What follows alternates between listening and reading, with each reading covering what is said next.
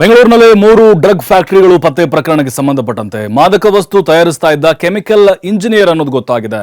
ಪೊಲೀಸರ ತನಿಖೆ ವೇಳೆ ಸ್ಫೋಟಕ ವಿಚಾರಗಳು ಗೊತ್ತಾಗಿದೆ. ಇಲ್ಲಿ ಇಬ್ಬರು ವ್ಯಾಪಾರಿಗಳು, ಒಬ್ಬ ಕೆಮಿಕಲ್ ಇಂಜಿನಿಯರ್, ಇಬ್ಬರು ಸಹಾಯಕರಿದ್ದರಂತೆ. ನೋಡಿ ಎಂಥ ಸ್ಫೋಟಕ ಸತ್ಯಗಳು ರಿವೀಲ್ ಆಗಿದೆ ಅಂತ ಹೇಳಿ 3 ಫ್ಯಾಕ್ಟರಿಗಳ ಮೇಲೆ ಮಹಾರಾಷ್ಟ್ರ ಪೊಲೀಸರು ದಾಳಿ ಮಾಡ್ತಾರೆ, ಹಲವರನ್ನು ವಶಕ್ಕೆ ಪಡೆದುಕೊಳ್ತಾರೆ. ಅಲ್ಲಿ ಈಗ ತನಿಖೆ ವೇಳೆ ಗೊತ್ತಾಗಿರೋದು ಕೆಮಿಕಲ್ ಇಂಜಿನಿಯರ್ ಇದ್ದಂತೆ ಒಬ್ಬ, ಅಂದ್ರೆ ರೆಡಿ ಮಾಡೋಕ್ಕೆ ಎಕ್ಸ್ಪರ್ಟ್, ಇಬ್ಬರು ವ್ಯಾಪಾರಿಗಳು ಇದ್ರು, ಹಾಗೆ ಅಸಿಸ್ಟೆಂಟ್ ಮತ್ತೆ ಅವನಿಗೆ 2 ಕಡೆ ಫ್ಯಾಕ್ಟರಿ, 1 ಕಡೆ ಲ್ಯಾಬು ತಯಾರಾಗ್ತಾ ಇತ್ತು ಮಾದಕ ವಸ್ತು. ಆರೋಪಿ ಪ್ರಶಾಂತ್ ಪಾಟೀಲ್ ಹಿನ್ನೆಲೆ ಕೆದಕ್ತಾ ಇದ್ದಾರೆ ಸಿಸಿಬಿ ಪೊಲೀಸರು. ತನಿಖೆ ವೇಳೆ ಪ್ರಶಾಂತ್ ಪಾಟೀಲ್ ಕೆಮಿಕಲ್ ಇಂಜಿನಿಯರ್ ಅನ್ನೋದು ಗೊತ್ತಾಗಿದೆ. ಬೆಳಗಾವಿ ಮೂಲದವನು ಇವನು. ಈತನನ್ನ ವಿಚಾರಣೆಗೆ ಒಳಪಡಿಸಿದಾಗ ಇವೆಲ್ಲವೂ ಕೂಡ ಗೊತ್ತಾಗಿದೆ. ಕಾಲೇಜೊಂದರಲ್ಲಿ ಪ್ರೊಫೆಸರ್ ಕೂಡ ಆಗಿರುವ ಬಗ್ಗೆ ಮಾಹಿತಿಗಳಿದ್ದಾವೆ. ಆಗಾಗ ಬೆಂಗಳೂರಿಗೆ ಬಂದು ಡ್ರಗ್ ತಯಾರಿಕೆ ಬಗ್ಗೆ ಟ್ರೈನಿಂಗ್ ಕೊಡ್ತಾ ಇದ್ದ ಅನ್ನೋದು ಕೂಡ ಪೊಲೀಸರ ವಿಚಾರಣೆ ವೇಳೆ ಗೊತ್ತಾಗಿರೋದು. ನೋಡಿ, ಎಲ್ಲವಲ್ಲೂ ಕೂಡ ಕೆಮಿಕಲ್ಗಳನ್ನು ವಶಪಡಿಸ್ಕೊಂಡಿದ್ದಾರೆ. ಒಳಗಡೆ ಏನೇನೋ ಇಟ್ಟಿದ್ರು. ಈ ಮಾದಕ ವಸ್ತುಗಳನ್ನ ತಯಾರು ಮಾಡೋದಕ್ಕೆ ಬಳಸಲಾದಂತಹ ಮಾತ್ರೆಗಳು, ಕೆಮಿಕಲ್ಗಳು, ಕೆಲವೊಂದಿಷ್ಟು ದ್ರವರೂಪದ ಅಂಶಗಳು, ಇದೆಲ್ಲವನ್ನು ಕೂಡ ನಿನ್ನೆ ನೋಡಿದಾಗ ಹೇಗೆ ತಯಾರು ಮಾಡ್ತಾ ಇದ್ರು ಅವರು, ಹೇಗೆ ಸಾಗಾಟವನ್ನು ಮಾಡ್ತಾ ಇದ್ರು ಅನ್ನೋದು ಕೂಡ ಗೊತ್ತಾಗಿತ್ತು. 3 ಸ್ಥಳಗಳಲ್ಲಿ ಮಹಾರಾಷ್ಟ್ರ ಪೊಲೀಸರು ದಾಳಿಯನ್ನು ಮಾಡಿದರು. ಯೋಗಿರಾಜ್ ಮತ್ತು ನಯನ್ ಕುಮಾರ್ ಎಂಬುವರಿಂದ ಹಣ ಹೂಡಿಕೆಯಾಗಿತ್ತು ಅನ್ನೋದು ಗೊತ್ತಾಗ್ತಾ ಇದೆ. ಕೊತ್ತನೂರು ಠಾಣಾ ವ್ಯಾಪ್ತಿಯಲ್ಲಿ ಮಾವಿನ ತೋಟ ಹೊಂದಿದ್ದಾರೆ ಯೋಗಿರಾಜ್. ರಾಜಸ್ಥಾನ ಮೂಲದವನು. ಮಾವಿನ ತೋಟ ಇದೆ, ಈವೆಂಟ್ ಮ್ಯಾನೇಜ್ಮೆಂಟ್ ಕಂಪನಿಯನ್ನ ಮಾಡಿಕೊಂಡಿದ್ದ ಇವನು. ಎಲ್ಲ ಓನಾಗಿ ಮಾಡ್ಕೊಂಡಿದ್ರು. ಕಾರ್ಯಕ್ರಮವೊಂದರಲ್ಲಿ ಇವನು ಪ್ರಶಾಂತ್ ಪರಿಚಯ ಆಗಿತ್ತು. ನಂತರ ಶುರು ಮಾಡಿದ್ದೆ ಡ್ರಗ್ ತಯಾರಿಕಾ ಘಟಕ. ಮುಂಬೈ ಕಡೆಯಿಂದ ವಸ್ತುಗಳನ್ನು ತರಿಸಿ ತಯಾರಿಕೆ ಮಾಡ್ತಾ ಇದ್ರು. ಯರಪ್ಪನಹಳ್ಳಿ ಲ್ಯಾಬ್ನಿಂದ ಪರಿಶೀಲನೆ ಆಗುತ್ತೆ, ಡಿಸ್ಟ್ರಿಬ್ಯೂಷನ್ ಆಗುತ್ತೆ. ಯರಪ್ಪನಹಳ್ಳಿ ಲ್ಯಾಬ್ನಲ್ಲಿ ಶೇಖರಣೆ ಮಾಡ್ತಿದ್ರು ಆರೋಪಿಗಳು. ಪ್ರಶಾಂತ್ ಪಾಟೀಲ್ ಹೇಳಿದಂತೆ ಕೇಳ್ತಾ ಇದ್ರು ಇನ್ನುಳಿದಂಥ ಇಬ್ಬರು, ಸುರೇಶ್ ಯಾದವ್ ಹಾಗೆ ಮೆಲ್ಕಾನಿ ಬಿಷ್ಣೋಯ್ ಸಹಾಯ ಮಾಡ್ತಿದ್ರು ಅವನಿಗೆ. ನಂತರ ಡ್ರಗ್ ಪೆಡ್ಲರ್ಗಳಿಗೆ ತಾನೇ ಮಾಹಿತಿ ನೀಡಿ ಮಾರಾಟಕ್ಕೆ ಒಪ್ಪಂದಗಳಾಗ್ತಾ ಇತ್ತು. ನೋಡಿ ಇವರು ಜಾಲ ಹೇಗಿದೆ ಮತ್ತು ಡೀಲ್ಗಳು ಹೆಂಗಾಗ್ತಾ ಇತ್ತು.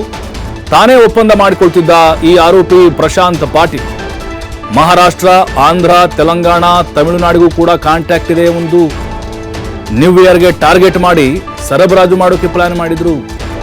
ಬೆಂಗಳೂರು, ಮುಂಬೈ, ಹೈದರಾಬಾದ್, ಚೆನ್ನೈಗೆ ಕಳಿಸೋಕೆ ಪ್ಲಾನ್ ಮಾಡಿರ್ತಾರೆ. ಪೆಡ್ಲರ್ ಮೂಲಕವೇ ಸಿಕ್ಕಾಕೊಂಡಿದ್ದಾನೆ ಈ ಪ್ರಶಾಂತ. ಬೆಳಗಾವಿ ಮೂಲದವನು, ಇವನೇ king pin. Mumbai peddler Abdul Khader Sheikh ಮೂಲಕ ಪತ್ತೆ ಆಗ್ತಾನೆ.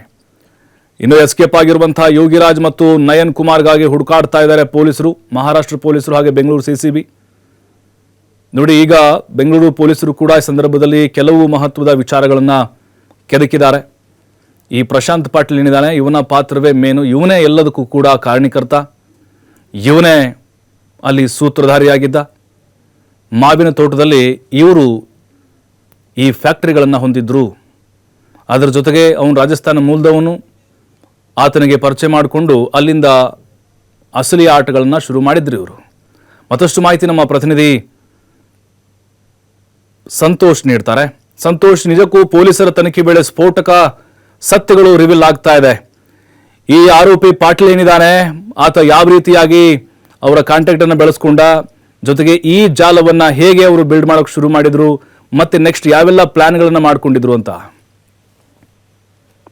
ಪ್ರಭು, ಏನು ಬೆಂಗಳೂರಲ್ಲಿ 3 ಪೊಲೀಸ್ ಠಾಣಾ ವ್ಯಾಪ್ತಿಯಲ್ಲಿ ಡ್ರಗ್ ಅನ್ನ ತಯಾರಿ ಮಾಡುವಂತ ಕೆಲವು ಫ್ಯಾಕ್ಟರಿಗಳನ್ನ ಮಾಡ್ಕೊಂಡಿರುವಂತದ್ದು ಇತ್ತೀಚೆಗೆ ಮಹಾರಾಷ್ಟ್ರ ಪೊಲೀಸರಿಂದ ಬೆಳಕಿಗೆ ಬಂದಿರುವಂತದ್ದು. ಬೆಳಕಿಗೆ ಬಂದ ಬಳಿಕ ಏನು ನಗರ ಪೊಲೀಸರು ಕೂಡ ಈ ಬಗ್ಗೆ ಮಾಹಿತಿಯನ್ನ ಕಲೆ ಹಾಕ್ತಾ ಇದ್ದಾರೆ. ಮಾಹಿತಿಯನ್ನ ಕಲೆ ಹಾಕ್ತಾ ಇರ್ಬೇಕಾದ್ರೆ ಬೆಳಗಾವಿ ಮೂಲದ ಪ್ರಶಾಂತ್ ಪಾಟೀಲ್ ಏನಿದ್ರೆ, ಈತ ಒಬ್ಬ ಏನು ಕೆಮಿಕಲ್ ಇಂಜಿನಿಯರಿಂಗ್ ಆಗಿದ್ದ. ಈತ ಇಂಜಿನಿಯರ್ ಅನ್ನ ಮಾಡ್ಕೊಂಡಿದ್ದ. ಮತ್ತು ಕೆಲ ಕಾಲೇಜುಗಳು ಕೂಡ ಪ್ರೊಫೆಸರ್ ಆಗಿದ್ದಾರೆ ಅನ್ನೋ ಸಸ್ಪೆಕ್ಟ್ ಕೂಡ ಇರುವಂತದ್ದು. ಆ ಎಂಬುದಲ್ಲಿ ಪೊಲೀಸರು ತನಿಖೆಯನ್ನ ಮಾಡ್ತಾ ಇದ್ದಾರೆ. ಏನು ಯೋಗಿರಾಜ್ ಮತ್ತು ನಯನಕುಮಾರ್ ಎಂಬವರು ಏನಿರ್ತಾರೆ, ಅವರು ಇದಕ್ಕೆ ಹಣವನ್ನು ಹೂಡಿಕೆಯನ್ನ ಮಾಡಿರ್ತಾರೆ. ಸೊ ಇವರು ರಾಜಸ್ಥಾನದ ಮೂಲದ ಯೋಗಿರಾಜ್ ಏನಿದ್ರೆ ಈಗ ಈವೆಂಟ್ ಮ್ಯಾನೇಜ್ಮೆಂಟ್ ಕಂಪನಿಯನ್ನ ಮಾಡ್ಕೊಂಡಿದ್ದೆ. ಹೀಗಾಗಿ ಕಾರ್ಯಕ್ರಮವೊಂದರಲ್ಲಿ ಪ್ರಶಾಂತ್ ಪಾಟೀಲ್ ಹಾಗೂ ಯೋಗಿರಾಜ್ಗೂ ಪರಿಚಯವಾಗಿರುತ್ತೆ. ಪರಿಚಯವಾದ ಬಳಿಕ ಇವರು ಡ್ರಗ್ಸ್ ತಯಾರು ಮಾಡಿ ಸಪ್ಲೈ ಮಾಡ್ಲಿಕ್ಕೆ ಬೇಕಾಗಿರುವ ಎಲ್ಲಾ ಪ್ಲಾನ್ ಅನ್ನು ಮಾಡ್ಕೊಂಡಿರ್ತಾರೆ. ಸೌತ್ ಇಂಡಿಯಾ ಇವರ ಟಾರ್ಗೆಟ್ ಆಗಿರುತ್ತೆ.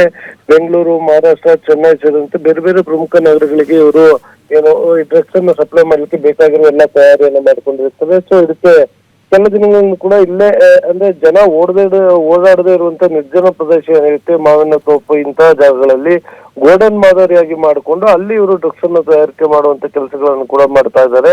ಸೊ ಇದು ಸದ್ಯ ಪ್ರಕರಣ ಬೆಳಕಿಗೆ ಬಂದಿದೆ. ಇದರ ಜೊತೆಗೆ ಅಬ್ಸ್ಕೆಂಡಿಂಗ್ ಆಗಿರುವಂತ ಯೋಗಿರಾಜ್ ಮತ್ತು ಆತನ ಇನ್ನೊಬ್ಬ ಸ್ನೇಹಿತನು ಕೂಡ ಹುಡುಕಾಟವನ್ನು ಮಾಡ್ತಾ ಇರುವಂತದ್ದು. ಅದರ ಜೊತೆಗೆ ಈಗಾಗಲೇ ಪ್ರಕರಣ ಸಂಬಂಧ ಏನು ಪೊಲೀಸರು 1.5 ಕೋಟಿ ಮೌಲ್ಯದ ಡ್ರಗ್ಸ್ ಅನ್ನ ವಶಪಡಿಸಿಕೊಂಡಿದ್ವಿ ಅಂತ ನಗರ ಪೊಲೀಸ್ ಆಯುಕ್ತರು ಒಂದು ಸ್ಪಷ್ಟನೆಯನ್ನು ಕೊಟ್ಟಿರುವಂತದ್ದು. ಅದ್ರ ಜೊತೆಗೆ ಏನು 54 ಕೋಟಿ ಮೌಲ್ಯದ ಡ್ರಗ್ಸ್ ಅನ್ನ ತೆಗೆದುಕೊಂಡಿರುವಂತ ಮಹಾರಾಷ್ಟ್ರ ಮೂಲದ ಪೊಲೀಸರು ಏನ್ ಹೇಳ್ತಾ ಇದ್ರು, ಆ ರೀತಿಯಾಗಿ ಯಾವ್ದು ಕೂಡ ಆಗಿಲ್ಲ ಅನ್ನೋದು ಈ ಕಡೆಯಿಂದ ಸ್ಪಷ್ಟನೆ ಬಂದಿದೆ. ಅದ್ರ ಜೊತೆಗೆ ಇವರು ಕಂಪ್ಲೀಟ್ ಯಾವ ರೀತಿಯಾಗಿ ಪ್ಲಾನ್ ಮಾಡ್ಕೊಂಡು ಎಕ್ಸಿಕ್ಯೂಟ್ ಮಾಡಿದ್ರು ಅನ್ನೋದ್ರ ಬಗ್ಗೆ ಈಗಾಗಲೇ ಪೊಲೀಸರು ಸಾಕಷ್ಟು ಮಾಹಿತಿಯನ್ನ ಕಲೆ ಹಾಕಿದ್ದಾರೆ. ಇನ್ನೂ ಕೂಡ ಮಾಹಿತಿಗಳನ್ನ ಕಲೆ ಹಾಕ್ತಿರುವಂತದ್ದು. ಈ ಸಂಬಂಧ ಸಿಸಿಬಿ ಪೊಲೀಸರಿಗೆ ಇಡೀ ಪ್ರಕರಣ, ಯಾಕಂದ್ರೆ ಸ್ಥಳೀಯ ಪೊಲೀಸರ ವೈಫಲ್ಯ ಒಂದು ಕಡೆ ಎದ್ಕೊಂಡ್ರೆ ಮತ್ತೊಂದು ಕಡೆ ಸಿಸಿಬಿ ಪೊಲೀಸರು ಕೂಡ ವೈಫಲ್ಯದಲ್ಲಿ ಎದ್ಕಾಣ್ತದೆ. ಆದ್ರೂ ಕೂಡ ಸಿಸಿಬಿ ಪೊಲೀಸರ ಮುಖಾಂತರ ಈಗಾಗಲೇ ಪ್ರಕರಣ ಒಂದು ಸುಮೋಟೋ ಪ್ರಕರಣವನ್ನು ದಾಖಲು ಮಾಡ್ಲಿಕ್ಕೆ ಚಿಂತನೆಯನ್ನು ನಡೆಸಿ ಈ ಬಗ್ಗೆ ಪ್ರಕರಣದ ಇನ್ವೆಸ್ಟಿಗೇಷನ್ ಅಂದ್ರೆ ತನಿಖೆಯನ್ನ ಮಾಡ್ಲಿಕ್ಕೆ ಮುಂದಾಗ್ತಾ ಇರುವಂತದ್ದು. ಪ್ರಕರಣದ ತನಿಖಾ ನಂತರ ಇದರಲ್ಲಿ ಯಾರೆಲ್ಲ ಇನ್ವಾಲ್ವ್ಮೆಂಟ್ ಗಳಿದ್ರು ಅನ್ನೋದು ಮತ್ತಷ್ಟು ಸ್ಫೋಟಕ ಮಾಹಿತಿ ಹೊರಬರುವಂತದ್ದು. ಪ್ರಭು, ಥ್ಯಾಂಕ್ ಯು ಸಂತೋಷ್ ಮಾಹಿತಿಗಾಗಿ.